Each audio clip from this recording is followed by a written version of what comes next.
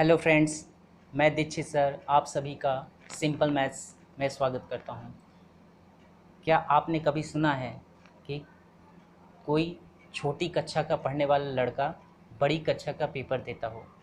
कहने का मतलब ये है कि आपने सुना होगा कि उत्तर प्रदेश बोर्ड के हाई स्कूल या 12वीं बोर्ड या इंटरमीडिएट में कुछ ऐसे कैंडिडेट भी एग्ज़ाम देते हैं जो उस लेवल के नहीं होते, या वो क्लास 8 के होते हैं या 9th के होते हैं, है ना? ऐसे भी आप लोगों ने सुना होगा। तो ये क्यों होता है, ये कैसे पॉसिबल होता है? तो ये पॉसिबल होता है उनके आईक्यू लेवल पे डिपेंड करता है। आईक्यू, उनका आईक्यू लेवल क्या है।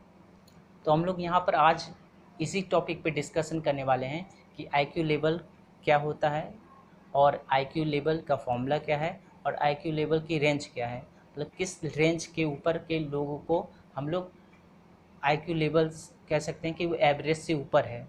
ठीक है, तो आज हम लोग इसी टॉपिक पे बात करेंगे। तो चलिए मैं आपको कुछ बता देता हूँ इसके बारे में।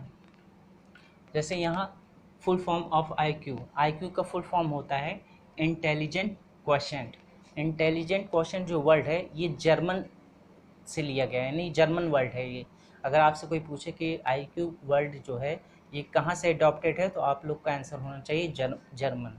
जर्मन वर्ड है ये, ठीक है। और आईक्यू का फुल फॉर्म क्या होता है? आईक्यू का फुल फॉर्म होता है mental as upon chronological age, ठीक है। ये एक फॉर्मूला है जिससे हम लोग आईक्यू का लेवल चेक किया करते हैं। मेंटल एज मतलब होता है कि आपको उसकी क्या मतलब मानसिक सोच क्या है, यानी वो कितने दूर तक का सोच सकता है, ठीक है। उसका कितना दूर तक का उसका कितनी दूर तक का थिंकिंग है, आप ये कह सकते हैं। तो मेंटल एज मतलब मानसिक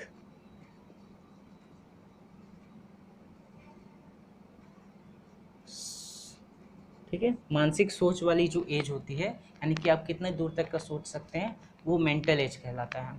क्रोनी क्रोनोलॉजिकल एज का मतलब होता है कि जो आपकी रियल एज है, ठीक है।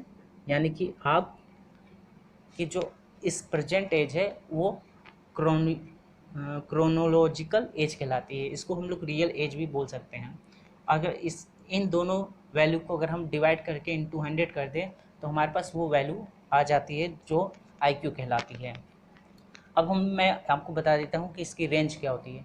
देखिए, इसकी जो रेंज की बात करें तो यहाँ पर वैसे तो इसकी रेंज काफ़ी होती है, लेकिन मैं यहाँ सिर्फ 3 आपको बता देता हूँ।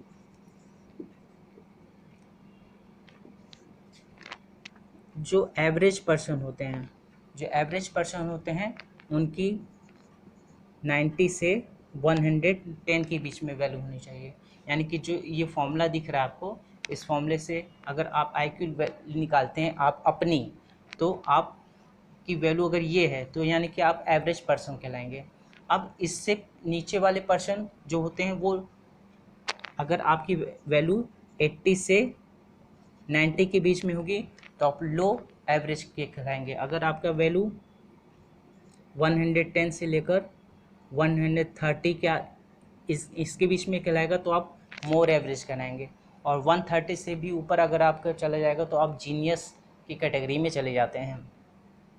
तो ये कुछ रेंज है, यानी कि एवरेज या नॉर्मल जो आईक्यू लेवल होता है वो 90 से 110 के होता है। क्या आप मुझे बता सकते हैं कि जो थॉमस हॉकिंस थे या इनकी जो आईक्यू लेवल था वो कितना था? अगर आपको पता हो तो आप कमेंट बॉक्स में मुझे लिखकर सेंड कर सकते हैं। तो चलिए मैं आपको इस फॉर्मूले से इस क्वेश्चन का आंसर निकालने की कोशिश करता हूँ। देखिए, तो अभी हमने पढ़ा कि आईक्यू का फॉर्मूला क्या होता है, ठीक है। अब कह रहा है कि कक्षा 7 में पढ़ता था, यानी कि वो कक्षा 7 में पढ़ता है, यानी कि उसकी एज लगभग कितनी रहेगी? आप गेस कर सकते हैं। लगभग 11 या 12 साल के आसपास। तो हम लोग मान लेते हैं कि जब वो कक्षा 7 में था तो उसकी मेंटल एज और रियल एज, तो रियल एज क्या होगी उसकी? 12 साल।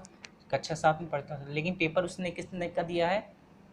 क्लास 10th का, और क्लास 10th में आने पर बच्चे का जो एज होता है वो लगभग 15 से 16 के बीच में माना जाता है। तो मैं यहाँ मान लेता हूँ कि इसकी एज कितनी थी, 16 साल थी। ठीक है, उसकी एज कितनी मान ली मैंने कि 16 साल में वो हाई स्कूल का पेपर दे रहा है और कक्षा 7 में था, यानी कि उसकी एज में हमने मान लिया कि क्या है, 12 साल है।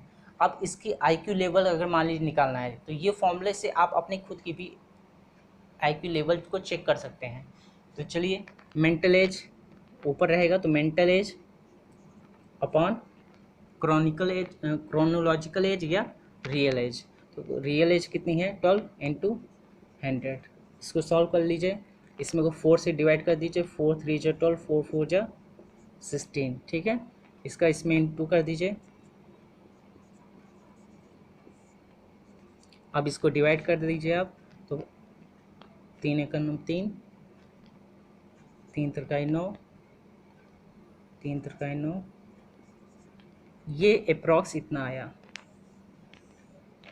ठीक है, देख रहे हैं कि आप ये 130 से ऊपर है, और 130 से ऊपर का मतलब हो गया कि उसकी जो सोचने की क्षमता है वो बहुत ही ज़्यादा ही, या कह सकते हैं वो जीनियस लेवल तक का सोच लेता है। तो ये एक तरीका होता है कि हम लोग कैसे पता करें कि हम लोग की थिंकिंग कहाँ तक की है, यानी हम कितना दूर तक सोच सकते हैं। ठीक है, तो ये था एक छोटा सा टॉपिक। आई होप कि आपको वीडियो अच्छा लगा हो। वीडियो अच्छा लगा हो तो एक थम्स अप दे दीजिएगा, और सब चैनल को सब्सक्राइब करके शेयर जरूर कर दीजिएगा। Thank you.